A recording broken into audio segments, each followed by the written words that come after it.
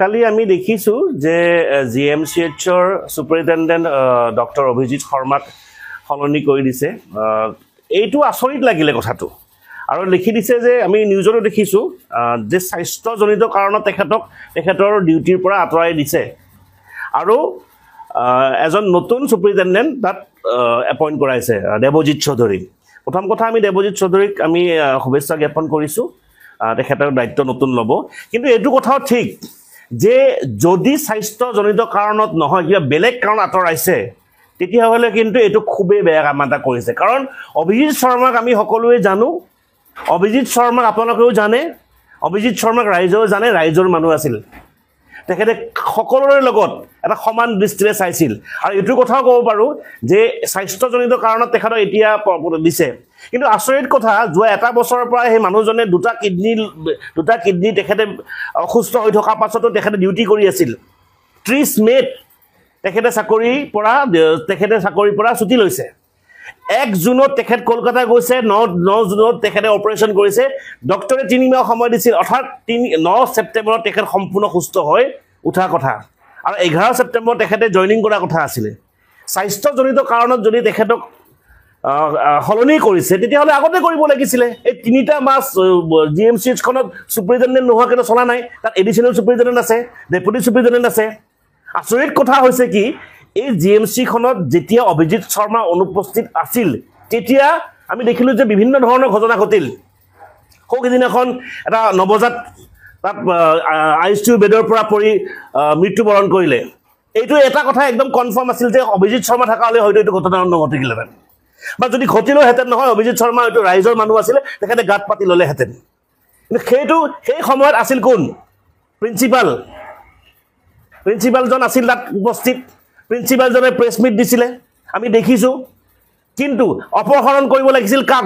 বদলি কৰিব লাগিছিল কাক? কৰিছে কাক? প্ৰিন্সিপালজনক সলনি কিয় নকৰিলে? অচ্যুত বৈশ্যক কিয় সলনি নকৰিলে? আমি একত্ৰিত যুৱ পৰিষদে দাবী কৰিছোঁ, অকল কেৱল এই যে সুপাৰিনটেণ্ডেণ্টজন সলনি কৰি সেইজনো তেখেতক স্বাস্থ্য কাৰণত সলনি কৰিছে।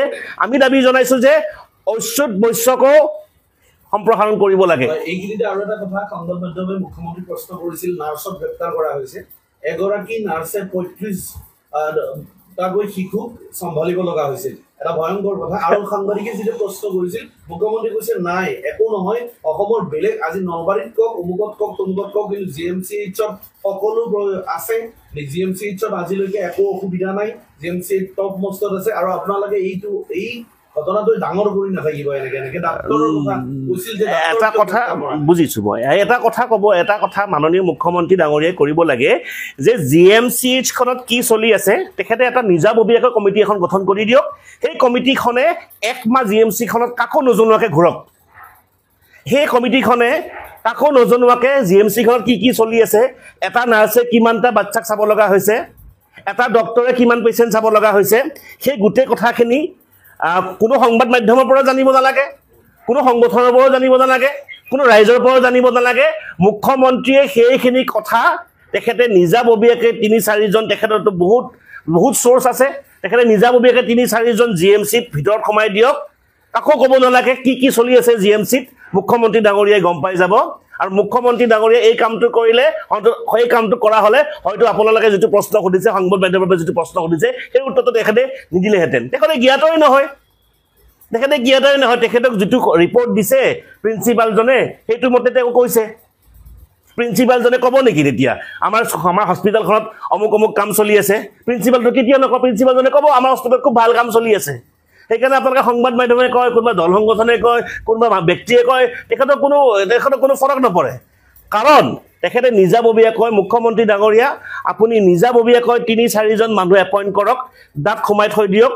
CID আছে নহয়, CBI আছে নহয়, এনেধৰণে এজেঞ্চিৰ মানুহলৈকে সোমাই দিয়ক, কি চলি আছে গম পাই যাব।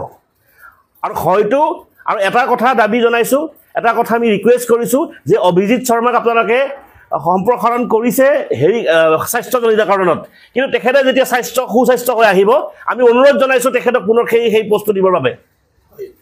ইমান ডাঙৰ ঘটনা এটা ঘটিল, স্বাস্থ্যমন্ত্ৰী অশোক সিংঘালে একোৱে নকলে নীৰৱ হৈ থাকিল অশোক সিংঘালে ফ্লেট বনাই আছে নহয় স্বাস্থ্যৰ কথা বাদ দিয়কে তারা ফ্লেট বনাই থাকক আপুনি স্বাস্থ্য বাদ দিয়ক হয় জমিয়ত উলেমা হিন্দ যি মাদানী আমাৰ অসমৰ মুখ্যমন্ত্ৰী ডক্টৰ হিমন্ত বিশ্ব শৰ্মাক লৈ ভয়ংকৰ মন্তব্য কৰিছে আৰু মুখ্যমন্ত্ৰীক আঁতৰোৱাৰ বাবে বিভিন্ন তেওঁলোকে ৰণকৌশল প্ৰস্তুত কৰা বুলিও সংবাদ মাধ্যমত এটা খবৰ ওলাইছে এনেকুৱা ধৰণৰ এই যিটো এটা খবৰ বা যিটো ওলাইছে চাৰিওফালে এইটো বিষয়ত আপুনি কি সব মুখ্যমন্ত্ৰী হৈছে অসমৰ ৰাইজে তেখেতক ভোটদান কৰি তেখেতক মুখ্যমন্ত্ৰী বনাইছে এতিয়া কথা হৈছে কোনোবা মাদানী বোলা এজন টেৰৰিষ্টে এজন মাদানী বোলা এজন টেৰৰিষ্টক উচতনি দিয়া ব্যক্তিয়ে এজন মাদানী বোলা বাহিৰৰ পৰা এজন মাদানী বোলা টেৰৰিষ্ট জাতীয় মানুহ এটাই আমাৰ মুখ্যমন্ত্ৰীক সম্প্ৰসাৰণ কৰিম বুলি ক'ব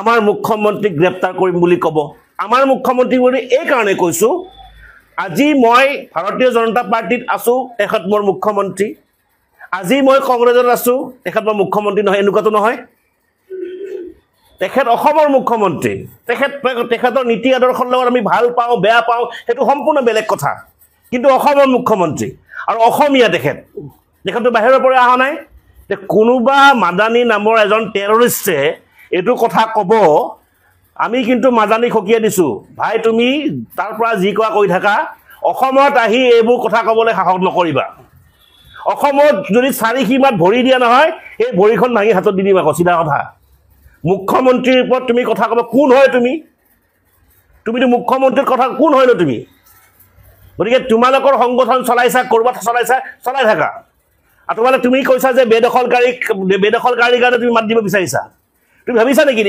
এটা জাতিগত সংঘৰ্ষ ধৰ্মগত সংঘৰ্ষ হোৱা নাই নহয় ধৰ্মগত সংঘৰ্ষ কেতিয়াও নহয় অসমখনত কেৱল বেদখলকাৰীক উচ্ছেদ কৰিছে তাক বেদখলকাৰীক উচ্ছেদ কৰিবলৈ যাওঁতে বুলডোজাৰখনে জেচিবিখনে চোৱা নাছিল তাত হিন্দু আছিল নে মুছলমান আছিল এটাই বস্তু চাইছিল যে সেইডোখৰ মাটি চৰকাৰী হয় নে বেচৰকাৰী নে নিজৰ পট্টা মাটি হয় যদি পট্টা মাটি হয় মোক কওকচোন কোন ঘৰ মুছলমান মানুহক পট্টা থকাৰ পিছত উচ্ছেদ কৰিছে মোক কওকচোন কোনটো হিন্দু মানুহক তাত বেদখল কৰাৰ পিছত উচ্ছেদ কৰা নাই গতিকে উচ্ছেদটো বেদখল মাটি হৈছে তাত যোনে বহি নাথাকক আৰু এই মাদানী বোলা এজন উগ্ৰপন্থীয়ে এই মাদানী বোলা উগ্ৰপন্থীক যদি কৈ দিছোঁ তুমি তাত চিঞৰিবা তোমালোকৰ নিজৰ জেগাত আৰু এইটো কথা কৈ যদি অসমত ভৰি দিয়া অসমৰ চাৰিসীমাত য'তে ভৰি দিয়া সেই ভৰিখন ভাঙি হাতত দি দিম একদম স্পষ্ট কথা এইটো কাৰণত কিন্তু অকল মই বুলি নহয়